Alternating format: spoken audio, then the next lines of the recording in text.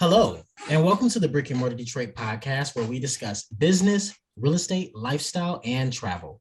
I'm your host, Eric Andrews, founder and owner of Brick and Mortar Detroit Real Estate Brokerage. I started this podcast for boots on the ground insights from not just one, but as many industry professionals that I could find. Today's guest is Stephanie Bell. Hey, Steph. Hey, Welcome. Thank you for thank coming on to the Brick and Mortar Detroit podcast. Why don't you tell us a little bit about yourself? thank you, Eric. I appreciate you having me on the show today. So I am from Detroit. I'm Stephanie, as he mentioned, born and bred, and so I have I spent pretty much my whole life in Detroit, to be honest. For the exception of a few years, I went to Go Lightly K through A, graduated from Cass Tech, and then I did my undergrad at Wayne State University. And so I've had a lot of journeys during that time. I've worked a number of business development and sales positions. Over the course of time, I actually moved out of state at one point, and I moved to Florida. I lived there for about a year, and that was a really nice experience. It, really showed me other cultures. It was different from just going to the Miami. I really got to adventure around the state and see different things. Real estate was one of the things that like really blew me away, and the amount of real estate in the Florida area, different areas, is beautiful down there. But Detroit brought me back home because my mom got sick, and so I came back a little bit with her until she passed, and then I decided to leave. I wanted some new beginnings. I wanted my daughter to, I wanted her to see herself all over the place. So I wanted her to see herself in mansions. I wanted her to see herself in suburbs, and I love Detroit. I grew up there, but I loved the diversity that I saw in Georgia, especially in the neighborhoods and the communities. Hmm. It wasn't just Black people in the city; it was Black people in the nice houses and the mansions. And so I moved out here, and part of that actually was to pursue real estate. When I had ventured into Atlanta, I discovered that the real estate market had some advantages, that I saw, and so I moved here and got my license, and we're out here surviving, learning how to thrive. Okay, we're going from survival to thriving. Okay, so, Man, tell me about it. It is. It is. It's like what do you eat what you kill? That to me, that's like one of my favorite phrases when it comes to real estate, because it really right. is like survival. And in this market, a lot of people are having a hard time keeping that consistency of sales, especially if you're on the buy side. So yes, we are surviving right now for For sure. sure. So are you a broker or an agent? I am an agent still. So this is actually the beginning of my second year. Okay. So I've been in real estate one full year, and so now we're moving into year number two. Good, I'm good. excited. Congrats. Yeah, congrats. You stayed. Yes. Okay. Besides I was very disappointed that my years of HGTV did not, power through and make me a super agent my first year, but I was able to get over the disappointment. Oh, trust me.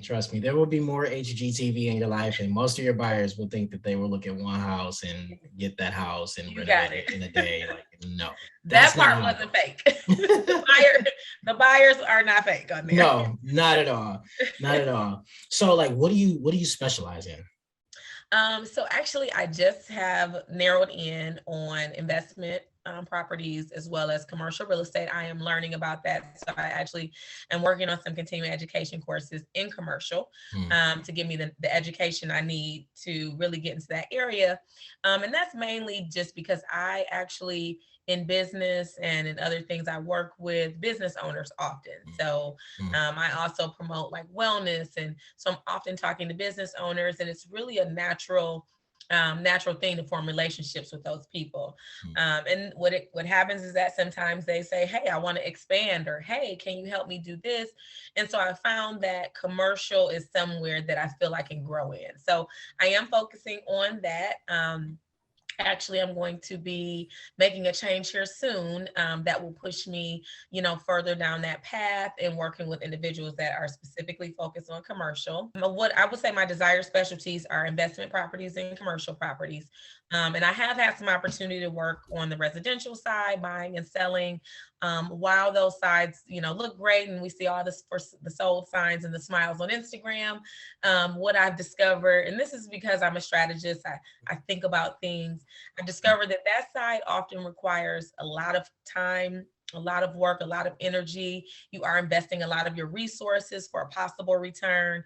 And sometimes, you are sacrificing a lot of your personal life, trying to grind from the bottom.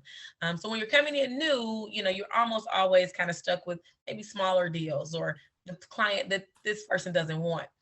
So what I actually loved about investment in commercial real estate is while you may have deals that are smaller dollar wise, those deals close quickly. I actually have an broker who's an investor, and her husband are investors.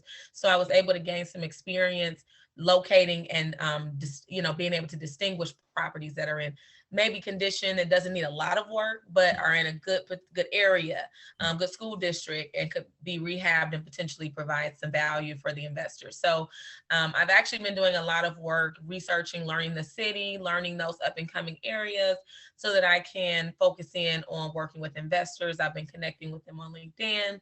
One of the other unique things I offer to investors is that I do house staging.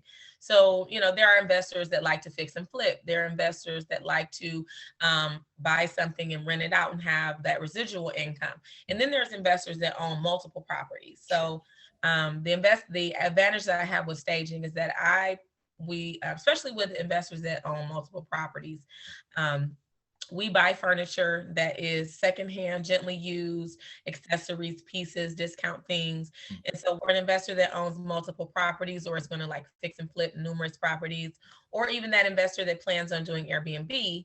I offer low cost staging options that provide maximum return. So what that means is I just learned how to shop smart. So I buy gently used or either discount furniture, discount items. The investor owns those items, and so you're paying a lower cost outright. And then with the fixing and flipping, you can move those items because usually they have a similar style, right? So we buy neutral things, we move them from property to property, and you cut out a lot of like the rental furniture fees when you stage, and it helps you already have pieces that you own, so it cuts down costs. Same thing for your Airbnb. It can be expensive to initially stage that property to get it ready for renting. And so a lot of people don't explore. They'll go get cheap and order things on Wayfair, or, like things is going to break down when you could have got a quality furniture piece for $200-300, a sofa, a bed, and set that house up and made it beautiful. But then those pieces are lasting. So you're not replacing them after they wear out because they were, cheap to start with. So Exactly. that's something I'm working on marketing. But it is something I offer to investors as an advantage of working with me as their agent. No, staging, in my opinion, is in fact the number one thing that you need to do to sell a house. I mean, you can sell a house without staging, but if you want to sell a house fast, if you want to get good pictures next to like rehabbing or remodeling it, staging is the next thing you have to do. People need to be able to see themselves in the home, get an idea of how it could be cute and, where things can go, because a lot of people actually can't do the design process in their head. And so No, they you can't. stage it for them. And I can give you a really good example of that. So an investor I worked with, they had a home that had been on the market and it actually was renovated. But obviously, when you renovate a home, there's an opportunity for imperfections. And when the home is empty, the imperfections are Stand like out. monumental. So that home has sat on the market for 30 days. And I had, eventually she called me and she's like, okay, what can we do? So literally we took a $1,600 budget. We furnished the entire first floor and they got an offer over asking. And it had been Easy. sitting. So it was just the fact that a homeowner needs to be able to imagine how they could move that, or, ooh, I don't like that little spot. Could I cover it? If they can see how it's done, they can visualize it. And it's almost actually in Atlanta, it's a requirement at a certain price point. You're at Absolutely. 400 and up, you need to stage. Yeah. And I say that's pretty much anywhere. If it's at a certain price point, you have to stage. It's just Mm-hmm. almost just something that people expect at that price point. Mm-hmm. It's what other Exactly. agents expect. You have to entice people. And nobody wants the house to sit at $400,000-500,000 after they've done a renovation. So that's Right. definitely right. Right. And so as far as staging goes, where do you kind of focus? What's your process when you're staging a home? Do you like go in and get a whole like vision in your mind, or do you just kind Mhm. of so tell me about it. So I actually do. I have a partner that I work with, and he's actually my family member, but he has an eye. So I can see like colors, and I'm very creative with, ooh, what can we do with this space? Mm, But he has an eye for detail. So he has a good view of aesthetic and, how things should flow, and, and then even things as the small down to, um, what type of house is this? So, for example, if the house has a more modern feel, we may mm, go with more modern pieces. If it mm, gives you more of a farmhouse feel, or it's in more of a rural neighborhood, we can know what kind of kind of homeowners are coming out there. We're not going to put contemporary furniture in that home. mm, So, so really, what we do is we go in and we get a view of the house, the neighborhood. We look at the price point. We look at what type of homeowner is going to be looking in this area. What are they going to expect? And then we also we will go do comparisons. So we'll pull up properties that have been recently staged, that are in that same price point, potentially that are in that same area. Sometimes they cheap out and they go virtual staging, but at least provides us with some ideas. sure. And really, you don't have to recreate the wheel. You get ideas, you see the layout, and and then we go buy furniture. My process is a little crazy because I use Facebook Marketplace a lot Mm, to bring in furniture, and of course we sanitize everything. of We course. use I mean not carpet, fabric sanitizers, and we Mm, wash things. But mm, I use the Goodwill. I go to places people don't want to go. So it allows me to offer an advantage because staging is expensive it and it can is. get really expensive really fast. So Mm-hmm. doing it like that, it allows the investor or whoever the property owner is to not come out of pocket as much, but get that highest return because that homeowner can see themselves there. Mm, So yeah, so that's mm. that's no, that's really it. We just see it and believe it, like they tell us in high school. Yes, yes, exactly. And actually, let's be a little bit more specific. So, where in Georgia are you? For Um, anybody that's listening. So I'm Metro Atlanta. Okay. So I personally live in Decatur. I'm in a neighborhood in Decatur, and then I'm pretty central. If you don't know much about Atlanta, everything like people like to say everything's 30 minutes away. It's really an exaggeration. It's about your location. About your location. So I'm very central. I'm right off of like 285, and so I can get to almost all of the surrounding cities within like 30 to 20, like 20 to 30 minutes. Gotcha. Everything is probably 30 minutes. I'm gonna go Yeah, ahead. all that traffic, man. Yeah, but Mm. I'm central, so I service clients in Metro Atlanta. Anything in those surrounding areas. Mm, And interestingly enough, me and my guy, we do cleaning, removal. So sometimes we'll go into a property, like especially an investment property, and they'll need it. So we're like a one-stop shop. So he'll mm, go in, he'll clean the property out, mm, do any like that. And he does like some basic things. I'll go in, they'll do the renovations. I'll go in and stage it, and then he does like a final cleaning mm. before it goes to be shown. So we work together to do That's that, and awesome. That's beautiful. yeah, You so we're need a gonna start partner. working, promoting that too. Very Um, good. but yeah, we're working on some things. So yeah, so it's good. I love real estate is, I'm gonna be honest. I had to get out of a certain mentality and see the possibilities in real estate. Because you can get discouraged. So You like you said, I can. made it. But it was looking at the possibilities, and Mm, I want to invest myself. So mm, real estate is like one of the ways to get there, I would say somewhat quickly. mm, Um, if mm. you work it right. Yeah, and same here. Same here. And you're exactly right. I think the most important thing that any agent has to do is find their niche. Mm-hmm. And a lot of people are you a buyer's agent, a listing agent, a stage, like you have to figure out what it is that you offer, what you're good at, and stay there. You don't have to Mm-hmm. stay there, but like really be strong in that area because that's where Right. people are start to come to you. Like, oh, call Stephanie. Look, she did this for me on a budget, of X amount of dollars. Meanwhile, they're getting quotes from other people, and it's like three times that or something. Because right, Right. Right. furniture is expensive, right? It's very expensive. And down here, I mean, let me just be real. It's a rich area. There's a lot of people that do have a lot of money, Sure. and they throw away things. Like they'll throw Mhm. away $4,000 couches down here, and it's like I'm gonna pick that up, so because they'll call the junk people, they'll haul it off, and Yeah. they do, and they throw away like luxury accessory pieces. Yeah, Like I've get a got little a storage and just yeah. toss them in there. So it's a really nice place for you to be able to take advantage of that. And so just like you said, I'm focusing in on like now the marketing. Now that I've said, okay, this is what I want to do. this is what I want to focus in on. Now it's just about marketing that and, turning that into dollars, right? That Mm. skill into money, Yes, all yes, about. exactly. That's it. That's it. That's it. That's it. That's Yes. it. And so, like, what's the main thing that you find that needs focus and fixing when you go into a client's house to stage it? Is there anything that stands out to you when I say that? Yeah, imperfections. Like Mm, I'm a mm, perfectionist, so they actually don't even know how good of a thing they're getting when they hire me because I'm not that, oh, okay, it's kind of done and then I'm gone, no. I pride myself on really doing a good job.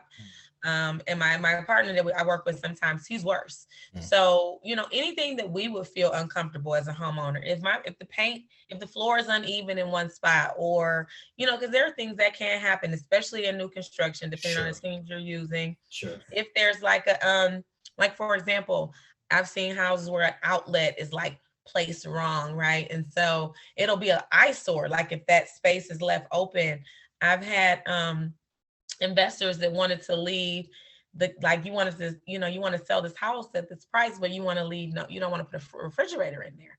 That's not going to work. So what I use or what I look at is, I try to look at how would I feel if I were purchasing this house, if I were walking in.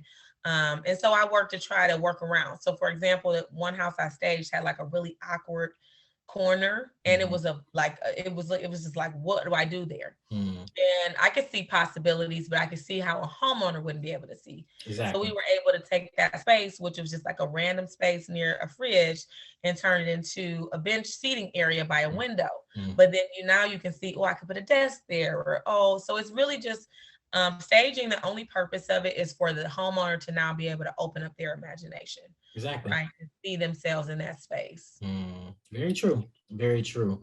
And I think that, it's very true because when I was doing property management specifically, I used to kind of find that our clients, it was any little thing, any person that was looking for a lease, it always stands out to them. And they don't, especially if they're going to spend $1,200, $1,500 for something, they notice every little thing. When it's an old house that you've rehabbed and you made a new kitchen, but when you put old next to new, it immediately stands out. Like you said, Hmm. if there's an imperfection and everything else is perfect, your eye is drawn to that imperfection, right? Absolutely. And And there so, will be. There will yeah, be like, the yes, light might be off center a little bit. So yeah.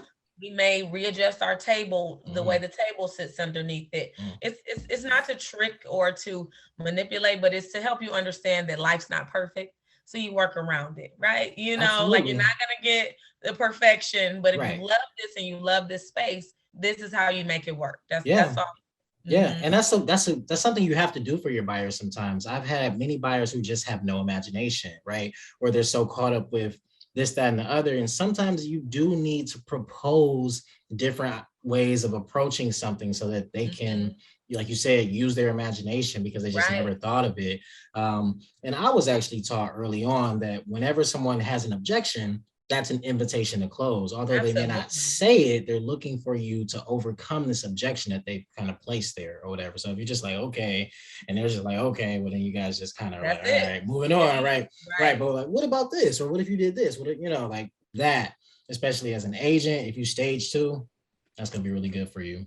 Really Yeah, good. and you learn that in sales, what you just said. Oh yeah. Objections are an invitation. So if you'd rather have an objection than somebody just saying okay, No, and right. no flat and and there's no ability to continue the conversation. Now Yes. at least we can continue the conversation, right? And that's nice. So Exactly. absolutely. Exactly. And so, what would you recommend for people who maybe can't afford the home staging? What advice would you give to them? Oh, yeah, absolutely. So, what I would say is get an honest third party, like a friend or, and when I say honest, like get an honest third party, and I Right. would, and it could be and really, to be honest, that's probably your real estate agent. Mm, But you are welcome to get more opinions. But your real estate agent is really the person who should be, giving you advice and feedback about how to get your home sold within your budget. And they mm, should be realistic with you. Like if the property does have some issues or some conditions that would normally cause people to look away or be a little hesitant, your realtor should be discussing with you that potentially, I know you that, you may need to invest in this. So, sometimes it's not a matter of afford, because what I've realized about people, and it took me a long time to realize this, even as a salesperson, is that people can always afford what they want. They can Hmm. always find the Hmm. money. They can always find, if I you're about will to get, agree with that. Yes. yeah, yeah, you may not have paid your rent for 3 months, but then when you get evicted, somehow $5,000 disappear. Where'd There you it get? is. What was Right. it at when you? So and so sometimes as realtors too, we have to be transparent with our clients. Like, not being honest with a client about the things that can hinder the sale process is really a disservice. So if you've got a home that's really going to struggle to sell, then okay, these are some things you could do yourself. We're gonna maybe put some paint here, fix that gutter, here's some home improvement thing, clean me up, tidy up. Um, but if it's still sitting here, then we may have to consider staging. And staging doesn't have to be a whole project. It could be you run to the thrift store or the TJ Maxx or something and get just a few little accessories Hmm. and liven up that space. Hmm. It could be changing the cover out on your mattress, on your bed. In fact, my house, we did like a spring cleaning yesterday, and I'm the stager, but I have a niece that lives with me, and she made like two simple changes. She literally turned my couch in one direction, and I have an open floor plan. So before I had the couch maybe cutting it off like the old school, because I'm old Yeah. school. Yeah. And she's 22. She turned it around, and I'm like, wow, like that opened up the whole space. Then she took her room and she did one simple adjustment to her bed, and it, when you open the door, it invites you in. So it's all about like making those Flow. small changes. Yes. And they don't have to cost a lot sometimes. If Mm. you need staging, your realtor should be honest, because sometimes you need to stage, especially at certain price points. In Ah, certain price points, you just have to stage. If you're at that price point, you should have that built into the budget. absolutely. And then to go back to what you said, it's just helping in as a realtor, leading your client, guiding them. That's your job, right? So for instance, I had a lady, we were looking at a house and she wanted to buy this house. Um, just like a piece of vinyl siding that was hanging off by the side door. But it just kind of showed me the disparity between what I knew and what she knew, because this is not what she did for a living. And I don't know, this little strip probably cost $8, but to her, in her mind, it was just like, oh, he needs to bring the price down $20,000, and this is, it's dangerous and all this other stuff, right? And it's just like, all right, well, hold on, take a breath. This is something we can negotiate. It's something that we can do ourselves. It's really just not a big deal at all, right? And so when they have so many other things on their mind and they're already worried and stressed and have anxiety about the process, it takes someone like you to say something like that, or to even just kind of educate yourself so that you can say, oh, well, that shouldn't be a big deal, or have a contract that you can call to bring with you and take a look at it, and just kind of keep your person on the track, because that's not a reason not to make an offer on a house because of a Right, piece of vinyl right, siding. right. But if you don't know anything and you think it's costly, or I'm thinking it's costly too, and we're both going, let's just forget it. But really, it was a great value of a home. So, Yeah. it's just really about someone kind of like you said, leading you, and whether the house needs to be staged, maybe you should fix this, that, and the other. And I think oftentimes as a seller, you're probably, unless you have a pristine house, meaning that you've been maintaining it the whole time that you've lived in this house, which generally is not the case, you're probably going to have to spend some money to sell your house. So I encounter it a lot in Detroit where people, um, they just want to sell it. Oh, I just want to get rid of it. I want to, right. And so we do comparisons and everything like that. And they kind of want like that median number. And it's like, but no, you need a roof, you need windows, you need everything. You're down here or whatever. And it's sometimes they expect the magic or whatever of a realtor. And I'm like, bro, everybody's going to come and just prey on you at this point. So you have to kind of probably be prepared to fix things or make it look good or price it accordingly, whatever it may Mm-hmm. be. And so staging can help with things like that. If you have like a weird house or an ugly house, or it's just don't have no life to it, doesn't get a lot of natural Yeah. light, whatever, then maybe you can somehow go with that and make it appealing one way or You another. So can, yeah, stay, and I know you staging can. can Yeah, be expensive. It can be expensive when you're using companies, but everybody got a friend who know how to decorate their room. that's You know true. what I'm saying? That's They'll know true. how to go to Burlington. So make use of your circle. Really, we should Mm-hmm. all be pouring into each other anyway. Mm-hmm. And something you said really stood out. Like your buyer saw a hanging gutter, but had that seller's agent said, "Hey, let's take this gutter off." and that's a quick fix, $8, like you said. And so there's responsibility on both Yes. sides. And that's one of the things about real estate that was when I, came in new, it was very stressful for me to Mm, understand how many agents mm. or, how unprepared sometimes buyers and sellers are. Oh, Um, absolutely. because really what I always say is, and people don't like transparency, but transparency is really best. It saves you on the back end. If you Mm, tell a seller, and I learned this, years ago in sales and everything, if you tell somebody on the front end what you anticipate based on whatever factors are involved, then on the back end, when it happens, you already covered. And if it doesn't go that way, you still covered, right, but right. like that whole betting on the hope, hope and prayer, no way.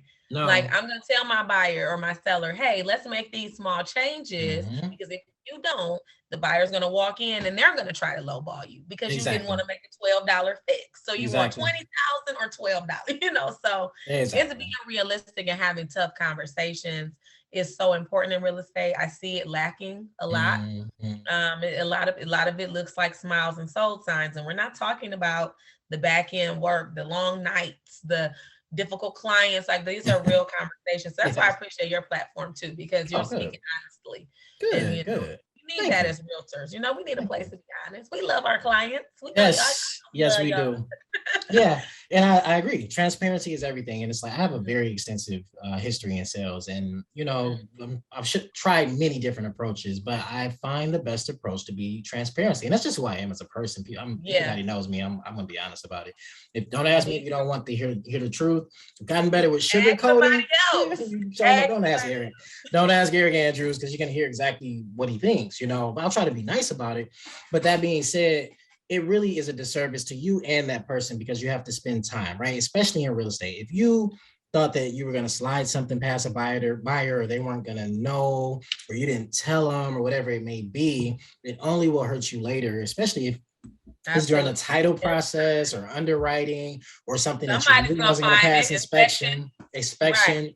Right. And so it's just like, look, let's draw our attention to it now. Let's figure out an approach or what we can expect or how we circumvent this problem because I want to Mhm. get to the closing table and so do you. Right. Nobody wants to spend Exactly. 30 days, 14 days working on something. And Exactly. then we have to go back to the drawing board, especially in this market. You get snagged the house finally.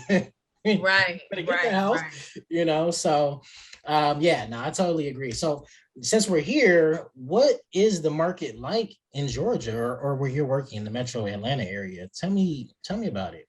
Well, it's interesting. I will say that the market has for sure calmed down from what the Oh, good. craziness we saw last year. It is starting to Good. stabilize back out where I would still say it's somewhat of a seller's advantage right now, Mm-hmm. just because of the financial situation of the world, like the banks, everything, Yeah. they are Yeah. lending, but it's still tight. Yes. So, really the house prices are still pretty, I would say pretty high. They're still pretty elevated. They're not inflated. There's a difference between elevated and Mm, inflated. I still mm, think right now the market is decent enough to where if you're purchasing, you're not necessarily like having to come out this extra cash like people were doing last year. mm, I mean, and that was like, how are you directing your client into upside downness is insane to me. Nothing is mm. worth that, No, but it's not. It's not. it's just not. So it has to me like I've been seeing comps that are comparable to maybe like some sales last year, like a little closer. Mm, We're not inflated where you have to worry about a house being listed at 299, but it's selling for 347 when it's worth 315. And it's like we're getting more to an even place. And I yes. think that has to do with a lot of things. I mean, obviously we had no inventory. Mm, We had a lot of moratoriums on foreclosures and mm, I mean, unfortunately, it is what it is. The courts and things are opening back up. Properties are becoming available. People are moving and mm, transitioning. So the market is great. What I do see a lot of people capitalizing on now, especially in Metro Atlanta, is that there are several areas that are up and coming. And so a lot of investors are getting in on these up and coming areas where you can potentially still buy low, but hold that property for passive income in the future. There's some like multifamily opportunities down here. There's some opportunity zones which are really nice, where the government is giving back and saying, hey, if you buy in this zone, you'll get these type of deductions and breaks and things like that. So that's one thing I do love about Atlanta, is that, and Atlanta is so crazy. Like, you can have mansions on one side and then the other side of the street could literally be abandoned. Like, I have, when I was a new agent, I would say the craziest thing I realized was that you could literally, in Atlanta, like it has to be in Atlanta, the market is so expensive. It's almost opposite of Detroit. So how Detroit, the house value, you can usually buy cheaper in Detroit, and normally the suburbs are higher. That's how it was, I know, when I was usually there. for sure. It may have evened out a little bit, but no, suburbs are generally more expensive. Yes. So okay. So that's opposite here. So in Atlanta, I can be in like like a Finkel type neighborhood where, it's like, over there, Grand River burned down, and that rental property will still be $2,000 a month. And it's like burned down houses, abandoned houses, and it's just because it's maybe two blocks from Mercedes-Benz. Exactly. So you're central and you're down, like, buying down here, if you can get a great deal in Atlanta or downtown Atlanta, that's really an investor's dream, because there are opportunities to grow your equity here. And then it's kind of opposite. So the suburbs, you get more house for the money. So a lot of people out here, especially coming from Detroit, I'll hear them say, oh, you can get a better deal in Atlanta. No. Real estate is still very expensive, and rent is very expensive down here. It's a landlord's market. So if you're a renter, you kind of, everybody's rent went up a couple hundred. You're really kind of, sucking with that right now, because, people can't rent. But as far as buying in the suburbs, you're still going to be within, you're going to get more house for a little less money, but it's still a higher usually starting price point. You're still usually starting in that mid 200s, or to get something more desirable in a decent neighborhood, good school district, something like that. And dare I ask, you don't have to tell me, because it might be a good secret. Where are these up and coming areas? And again, if you want yeah, so I'll give some, that, because I'm like an explorer. Everybody knows I'm like Dora the Explorer. So there's actually one area right now that is right by Mercedes-Benz. It is the oh my God, I got it in my notes too. I've got to tell you what it is. I'm gonna tell you the exact name. Please. Oh, it's the you know what? And it's off like Sunset. It's right down here by Mercedes-Benz. Let me put that. Where is it? Oh, Joseph E. Boone. So right in the, like, right off of Joseph E. Boone area. So this is like central downtown. This is like a couple feet from like your big, large convention centers, Mercedes-Benz, Centennial Park. All of this is like in this direct area. And so that area right now, if you looked at it and you drove through it, you would see a very good mix. You would see some streets and blocks that have abandoned homes, have some homes that are in disrepair or disarray or whatever they call them. And then you would see some areas that look like newer construction. And so right in that area is an opportunity zone, actually right there. And that is the opportunity to improve that neighborhood. They've just built a brand new, beautiful park over there. And that park is called Rodney Cook Senior Park. It's actually a historic district. So it's the historic Vine City district. But there's a lot of like Cascade, is another historic district, Cascade Heights, that you can find really good properties in. That now they're going to be pricey, but you're going to, if you're an investor, you can improve on those properties, because, a lot of them have been kept well. A lot of those homeowners may have lived there. They may have, different circumstances. And so that's another area where there's a lot of up and coming. But Atlanta really is, as a whole, there's in pockets, there's always little spaces, but they're really coming up. They're building up. They're investing a lot of money in the city.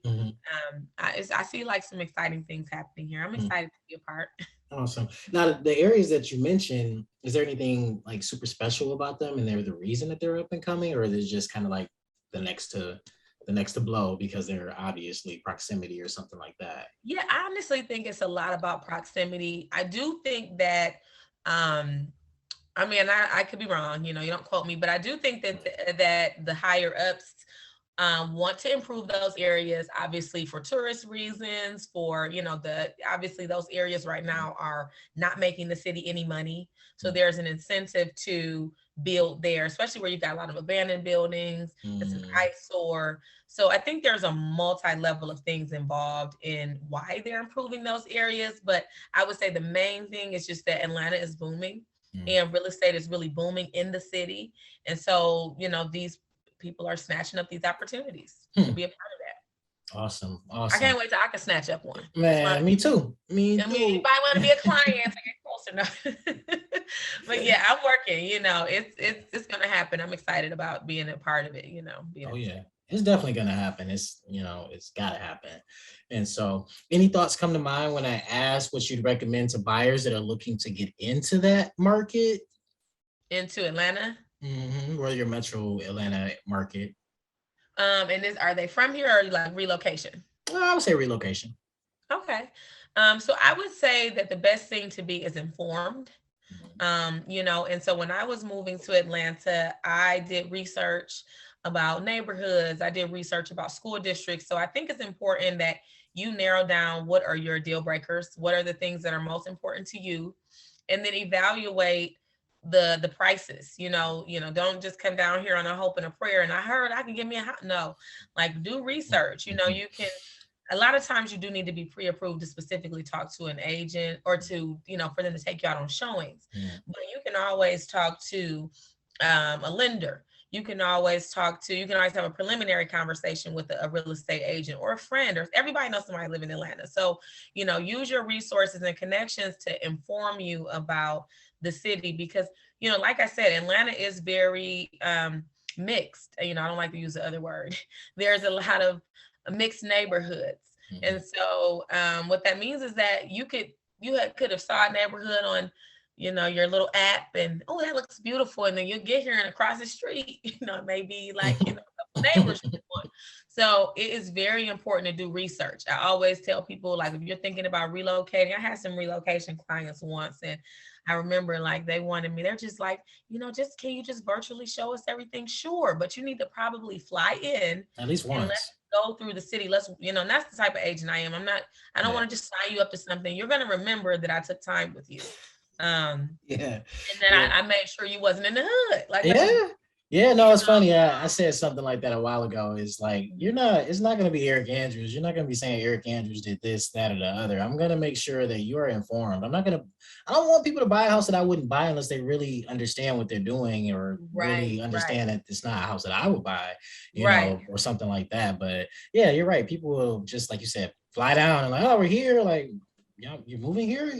This is all you And can that's afford. exactly how most people come. They come Yeah. here like, oh, no plan. I mean, I did too, kind of, but I had, I had I did have a house. I had my neighborhoods picked out. I had like the school picked Right. out. I had everything in order that way. Now, whether I had a Hmm. job, I don't know. Hmm. I went out on faith, but you All gotta the take more some reason to listen to time. you though, because you've done it, right?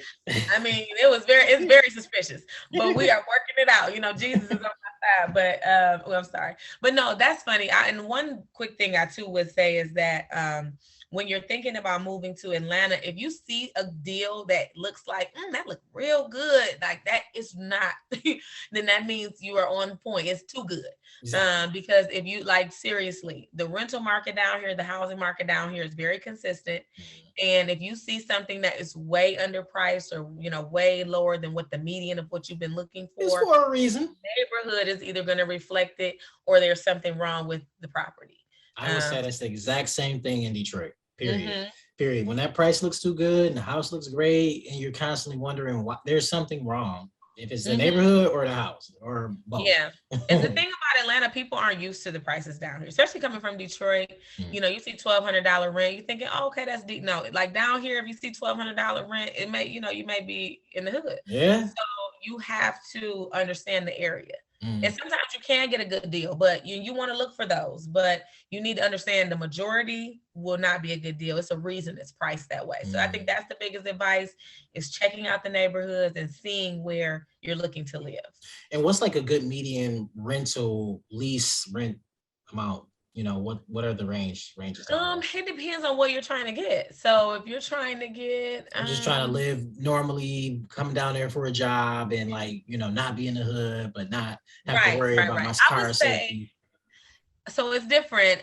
Depending on like the neighborhood you're looking to go to, I would say median for let's say 2 bedroom. Like let's say you're looking to do a 2 bedroom apartment in a decent neighborhood. Mm-hmm. You're going to be usually paying anywhere between. Actually, I've seen this kind of range. I saw an outlier, but I would say in general, it's going to be between like 12 and 1500 for a 2 bedroom apartment Okay. in a decent area. Okay. Now, if you're looking to rent a house, let's say you have a family of kids, you're looking to come down here with your kids and you want to be in a decent area, you're going to be upwards, like 3 bedrooms, obviously enough. You're going to be upwards to like 14, 15 and up. And then, really essentially, if you are renting in an area with a good school district and that area has been zoned as a good school district, your rental rate usually coming in is going to be upwards of 14, Gotcha. 14 and up. Gotcha. That's perfect. And then one of my last questions before we get to our last question would be, is it the same advice that you would give to people who might be looking to invest in that Metro Atlanta area? We have pretty much the same advice. Yeah. Okay. I'll say same thing. Perfect. All right, here we are. So craziest story, craziest Detroit story, craziest real estate story, craziest Atlanta story. Give me a crazy story, and most embarrassing. Give me something. What you got? So this story is gonna be all three wrapped up into one. Okay, so I moved to Atlanta 2 years ago. Okay. January 2020. And I just knew I was running away from everything Detroit. I'm like, I'm not going back to Detroit. I had just lost my mom. I was in my feelings. I'm just like, I'm running away from my friends. I'm done with everything. And so 6 months into Atlanta, my girlfriend comes to visit me, my homegirl come to visit me. And she brings her new boo. And they're from Detroit, obviously. So I'm all excited. I'm like, yay, And she didn't tell me that her boo had a twin brother. So I ended up somehow, in the long scheme of things, I ended up with the twin brother. But the crazy thing is, I moved to Atlanta just to end up with somebody a man from Detroit. So this man keep me in Detroit. And so the way this is tied in real estate is that when he met me, I was 30% through my course, frustrated as crap. I couldn't find a job. Like, he kind of met me at the worst time, so I was like mentally defeated. And like this Detroit man from the red zone, just east side, totally different from me. I grew up, real structure, totally crazy, that blew me away. But this man was like, oh, we're not going out to eat till you do 5% of your real estate. We're not going to do that till you do 5%, whatever it was. Homework. and he put all the way until I finished the course. And I was gonna get through it on my slow procrastination time. You done dealt with me, you know how crazy I get. But it was the fact that this man I moved to Atlanta to get a man from Detroit that comes from what people call the hood, that pushed me to my real estate license and has like assisted me with the stage and has supported me with the, kind of each piece of it as I navigate through. So I think that's my craziest Detroit, Atlanta real estate story, all wrapped up in the one. Yeah, it definitely is. It's a crazy story. I think that was meant to be. He was sent to you. Yeah, I think my mama sent him or something, or somebody. He said, don't get it wrong, he's still one of y'all, but he do the thing that I need him to do and keep me motivated and stuff. Anyway. Right, no one's perfect, right? We're all working on ourselves here. Right. Right. No, but that's crazy to me because the main thing that I got out of that is that I did run away from Detroit. I ran away. And somehow this man came back through and now, I've been back to Detroit probably like 12. I didn't think I was going back. I've been back to Detroit maybe 12 times in the last couple of years. But what it's helped me to do is there's relationships with family that I didn't really have established, that I wasn't going to had I been in Atlanta, or different support systems. And I was looking at things wrong. So that him pushing me to keep going back to Detroit, it gave me a whole different viewpoint of the city. Like we're planning on when we go back and kind of get things together, our first investment property will be bought in Detroit. Awesome. Hey, if you need a realtor, Absolutely. Well, I got a friend, I'm gonna have to figure this out. We're gonna be buying multiple, so I spread. Hey, no problem. Speaking into existence. Oh yeah, absolutely. It's coming. It's definitely coming. All right. Well, we got a word from our sponsors. Is work or real estate getting you down? Are you feeling burned out or depressed? where there's a solution you can use right from the comfort and the privacy of your own home computer. Center for Establishing Recovery is Metro Detroit's leading provider for e-therapy. If you're in need of a listening ear, contact Center for Establishing Recovery at establishingrecovery.com.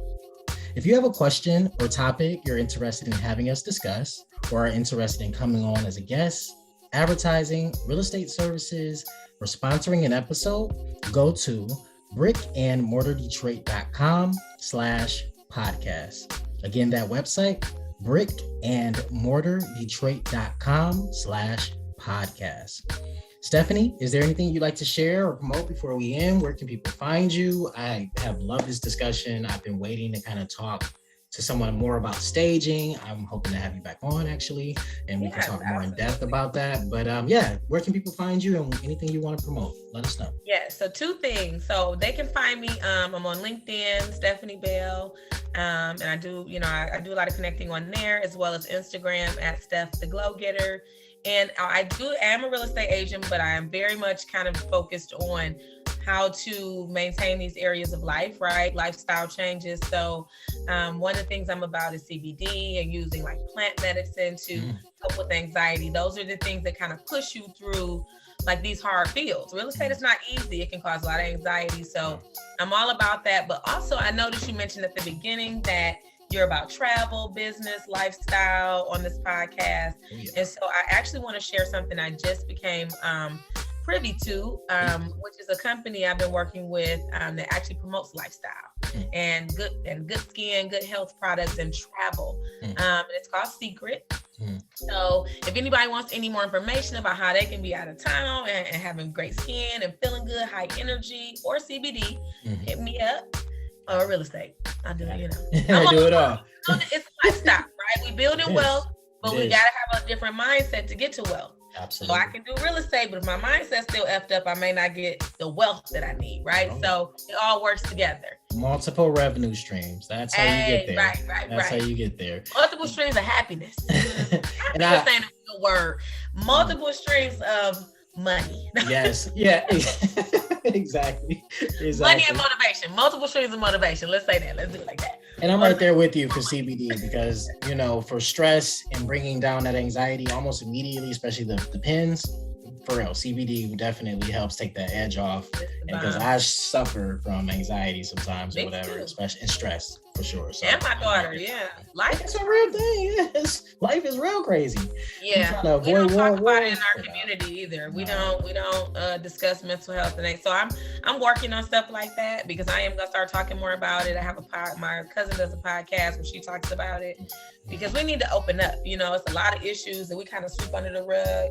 And then our mental health pays the price, right? You either pay now or pay later. So pay now get you some CBD so you don't have to pay later with an attack, or like stress builds our ability to get diseases too. It makes it easier for the disease. So you're so right. It lowers our immunity. So you need a therapist. We've got establishingrecovery.com for you as well. Throw it back in. You can do it right from home. So definitely was a great episode. So thank you. You're very welcome. For having me. You're very welcome.